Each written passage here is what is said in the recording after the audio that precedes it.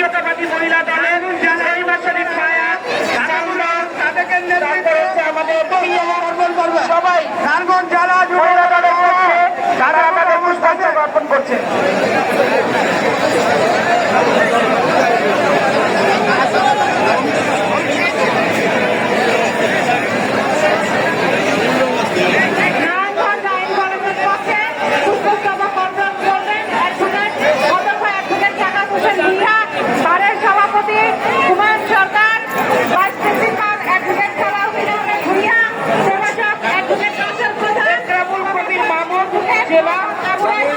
যারা যারা আসছেন সবার নাম বলতে পারিনি আমরা, আমাদের রিয়াদ, রাজীব, মুজিবুর রহমান